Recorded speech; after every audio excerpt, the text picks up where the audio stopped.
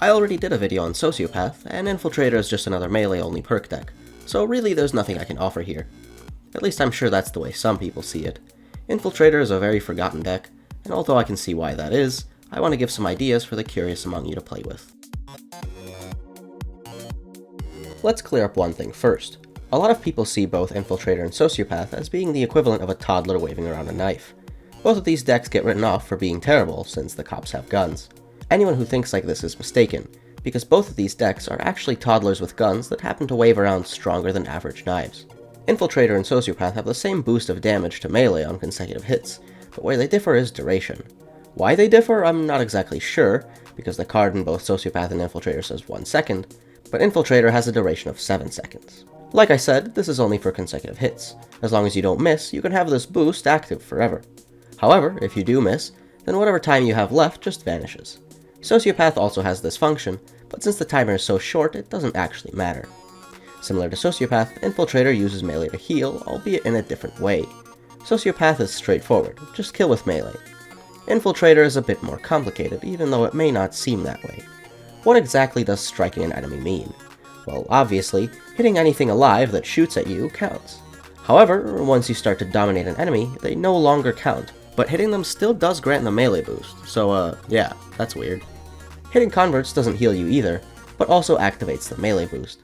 Weirdly enough, hitting civilians also gives you the boost, but not the heal. But civilian melee mechanics are weird, and I have no idea what's going on with that. The last one I want to talk about is hitting shields. This actually does count for the heal, as well as the buff, but only if you have Shock and Awe aced.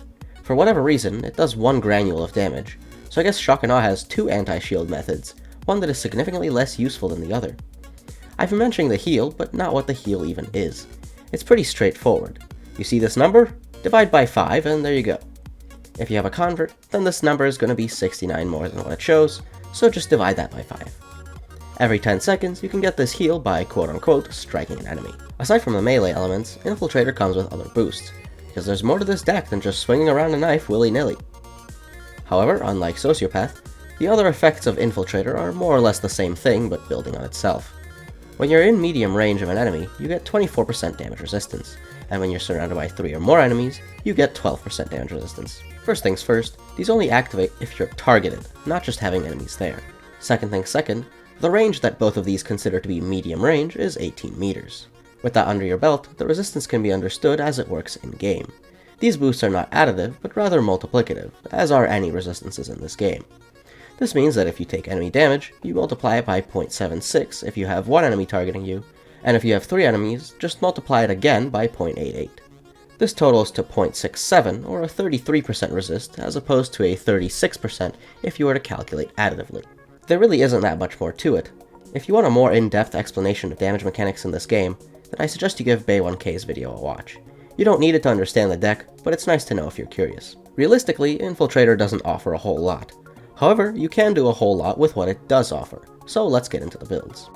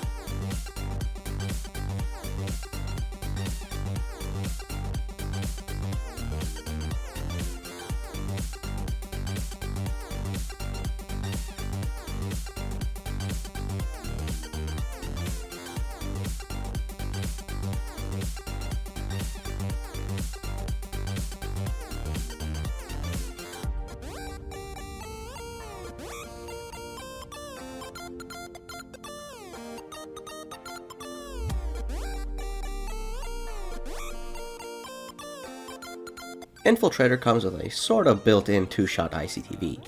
I say sort of because at almost any given time you're going to have an enemy targeting you within 18 meters. That said, sometimes the armor does just wipe in one heavy shot and there's nothing you can really do about it. Your health pool is also a resource, so you'll probably be fine. Speaking of your health pool, you can melee to rebuild that, but the melee is mostly the main dozer killer here. Although the Gewehr is a DMR, it'll still take a while to kill high health targets and you'll lose a whole lot of ammo doing it. The Golden Spoon, on the other hand, just wipes them out. Remember when this was released and everyone was like, "Guys, I'm so funny, what if I use the spoon and sociopath to kill everything, haha?"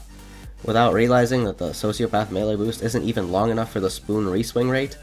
Yeah, well, those who put more than 12 seconds of thought into it just use Infiltrator. That all aside, the spoon is unironically really good. It has a very fast charge rate and high damage, which makes it great for killing dozers. It's not amazing for healing because it takes longer to whip out than I'd like, but I find 2-shot ICTV to be good enough to not need healing that frequently. The weapons are also pretty good at keeping enemies at bay. The way that the Gear is modded makes it 2-shot heavies to the body, which is very strong, but even with that, I found the ammo to be lacking, so I brought the Compact 5 to support. This SMG was already pretty efficient, but ever since the buff that made the straight magazine do more damage, this SMG gets a new breakpoint that saves 1 bullet. I'm not even going to wonder how a magazine change makes something do more damage, but whatever. This build is a bit passive, since Infiltrator isn't the deck to run out in the open and pick up ammo, but that's not really the build's fault.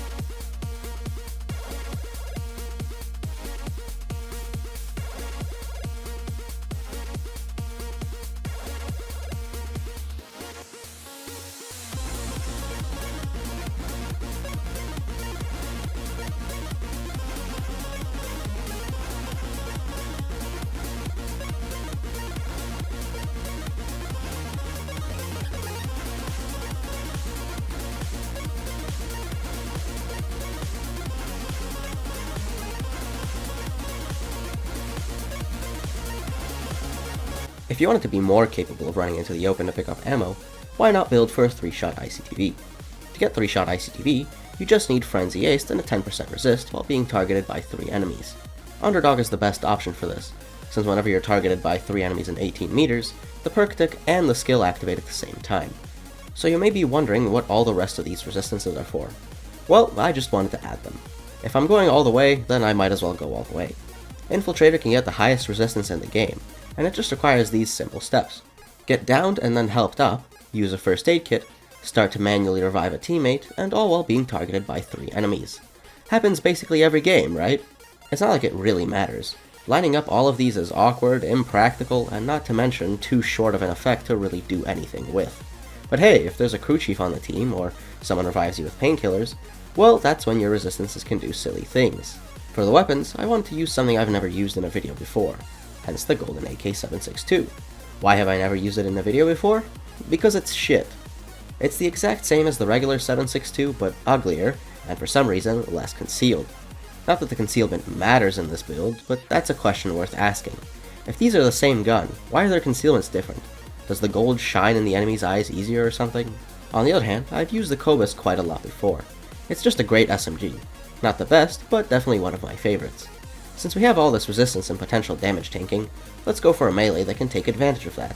The Fire Axe is the slowest melee in the game. Trying to use it is a nightmare, and this is really the only build which even has a chance of not dying when you swing this thing. Like I said, a chance. A lot of the time you're just gonna die anyway. The reswing on this is pitiful, and it leaves you defenseless for so long that your dad might even come back from buying cigarettes before you kill anything standing in front of you. The Fire Axe really highlights the main issues with melee weapons in this game. The issue isn't that there's too many of them, which is the argument most people make. The issue is that they have too few stats. Think about how many primaries and secondaries there are in this game. Fucking tons, right? And despite that, there's very few objective upgrades to other weapons. The Lebenssauger, despite being the strongest sniper rifle in the game, can't conceal to the same level as the Grommer Contractor. There are still reasons to use the Grommer Contractor even though the Lebenssauger is a hilarious powerhouse. On the other hand, the Shinsakuto Katana has the exact same stats as the Fire Axe, but with like 4 times the attack rate. So why would anyone ever use the Fire Axe? The melee weapons just have an objective best in every category you look for, unlike the primaries and secondaries.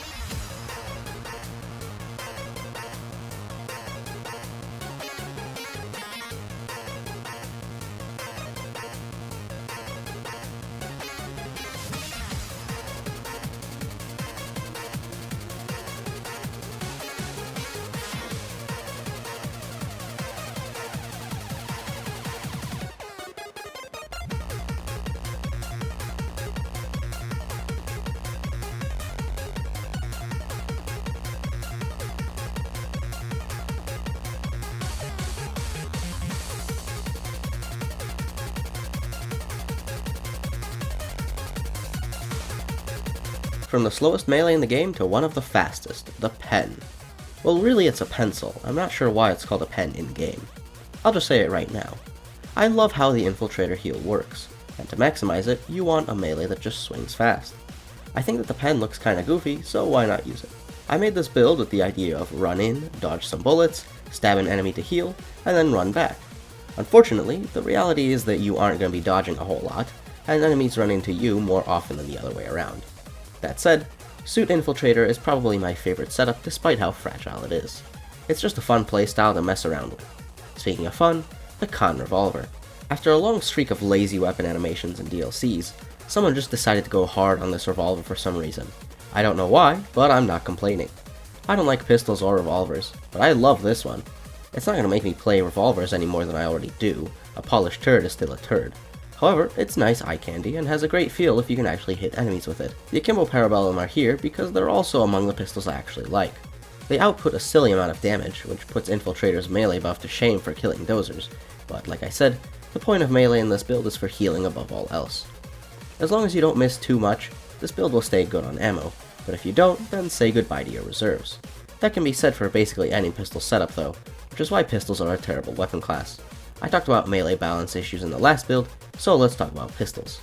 They're too skill dependent for the lackluster return they bring. They fill two purposes, concealment and single target DPS. You could also throw in shield clearing, but that's literally just a 5/7 since no one uses the Angry Tiger. In a crowd clearing game like Payday 2, pistols can only kill one enemy at a time, and not very well, excluding the auto pistols. But if you want to consider auto pistols, well, SMGs just do that better anyway. The only real thing pistols have going for them is style, as some of them look really cool. But the ones that don't look cool and have average stats, well, let me just ask you a question. There are 33 different pistols in the game. How many can you recognize by their silhouette or name alone? For someone like me, who knows basically every other weapon in the game inside and out, I can do 7. Even though I've used almost all of the pistols at one point or another, they're just so forgettable.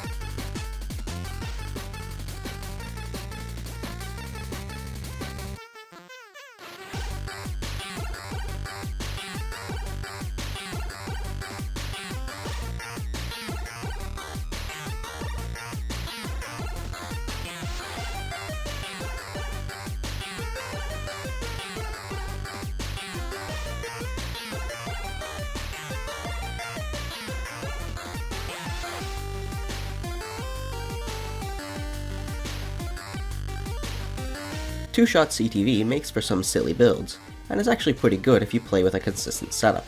Just having Frenzy aced and being targeted by an enemy allows Infiltrator with Iron Man CTV to take 2 shots. Again, it's not guaranteed you'll get this 2-shot, but you almost always will. If you wanted to, you could go for a setup without Frenzy ace to save points by relying on the 3 enemy targeting, but I didn't want to. If you see the Yzma in any of my builds, it means I'm just going for a comfort build. No matter what gets added, the Yzma will still hold a special place in my heart. It certainly isn't the strongest shotgun.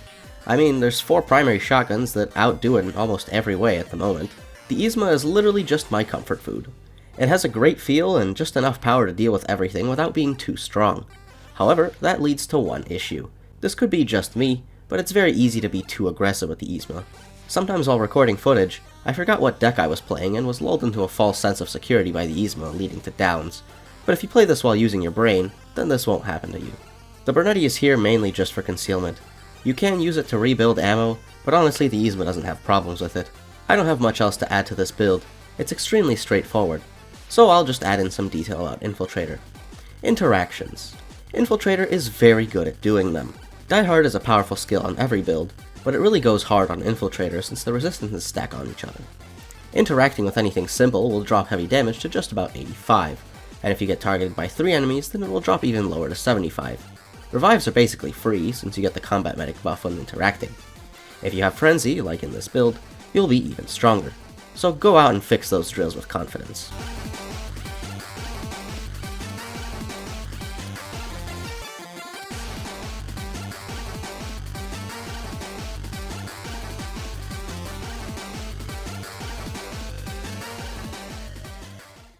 Hello friends, Leif here. You might recognize me from throwing in your public games with my dual saw Infiltrator build. Well, today Carrot has graciously invited me onto this video in order to share that exact build with you. I will assume he has already explained the perk deck better than I ever could, so I'm just gonna hop right into the build.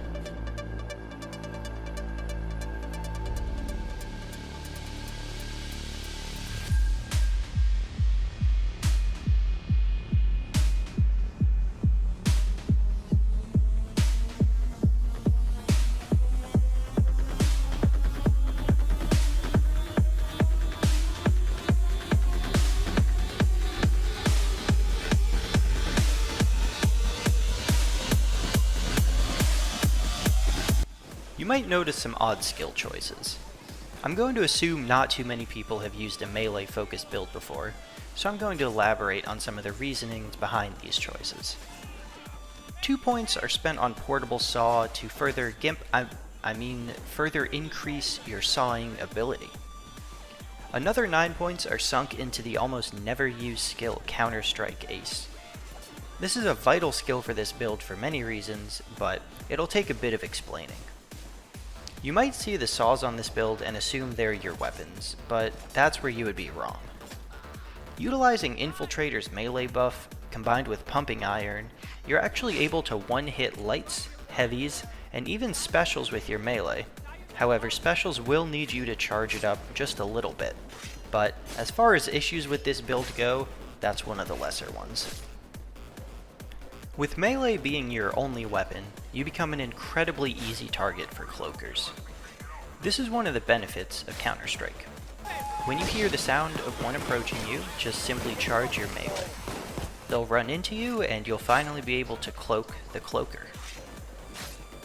A lesser known feature of Counter-Strike is the ability to stun dozers. If you charge your melee in front of them, they will sometimes try to punch you, and luckily for you, this will freeze them up, allowing you to get a very easy kill on them. Now, it's time to talk melees. This game has more than its fair share, but a vast majority of them just aren't very good on this build. You'll need to use one of the 70 damage ones to hit the breakpoint of one-shotting heavies. The katana here is definitely the best option, but the machete, ice pick, and even the golden spoon are pretty good. Some of the other fun ones include the pickaxe, the chainsaw, the pounder, and currently my favorite, the two-handed ruler. Now I should probably take a moment to address the saws. While their main purpose is of course just to force you into using the melee, they do actually have a whole bunch of other utilities. First off is pretty obvious, but they do help with a ton of objectives. Sawing doors, deposit boxes, or even the bottom of the van on Watch Dogs, they can be a big help to you and your team. Secondly, they're probably your best counter to flashbangs. While you might think that you can just melee them, that'll actually break your overdog buff. In more hectic situations, it can benefit you to break the flash with the saw, then immediately be able to kill an enemy, which is something you wouldn't be able to do if you meleeed the flash. Lastly, they're almost vital to you taking jokers. Overdog is a double-edged sword. If you want to take a joker and you have Overdog active, you'll need to first melee the air, then melee the enemy, and then after the melee is finished with its animation, you can finally try to dominate them. With slower melees, this can take upwards of 3 seconds, which is not ideal while you're being shot at. The saws here let you keep Overdog up, while also damaging the cop and dominating them pretty much immediately. Is this the build you'll want to use to outkill Sniper Anarchist or Pistol Hacker? Well, in theory it could be, but most of the time, no, it's not. After using this build for probably close to 100 hours, I can say my average KPM is around 3 to 4, with it occasionally breaking 5 on certain heists. Many people will tell you melee is good on death sentence, but only with bloodthirst and only for targeting specials. To those people, I say you aren't wrong, but that doesn't mean this isn't a fun build to try. If anything, it'll make you appreciate being able to use a gun again once you inevitably swap after a single failed heist. Once again, I would like to thank Carrot for letting me contribute to this video. I would also like to take a second to recommend that you really do give Infiltrator a try. It's a pretty underused deck as far as pubs go, but it can be very powerful. I personally find it a blast to use, even when I'm actually using it with weapons.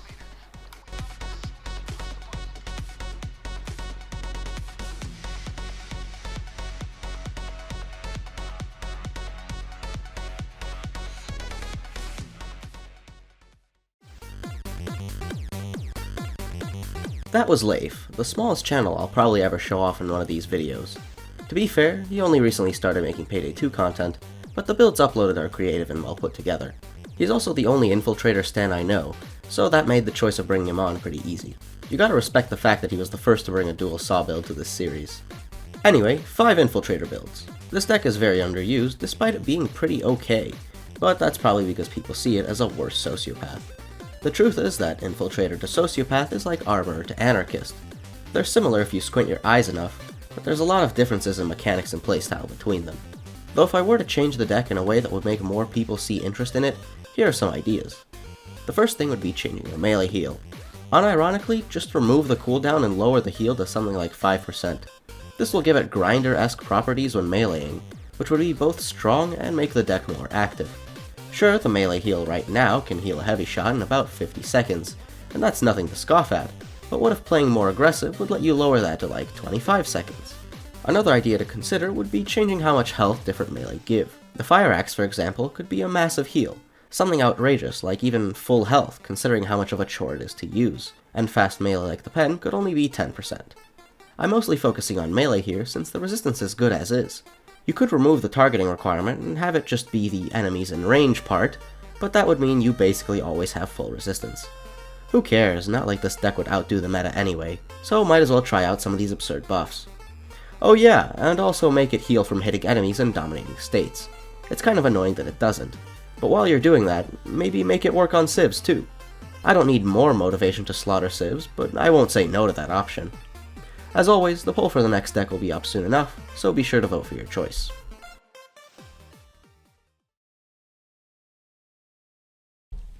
Alright, infiltrate. Haha, infiltrate! Like Infiltrator! Haha!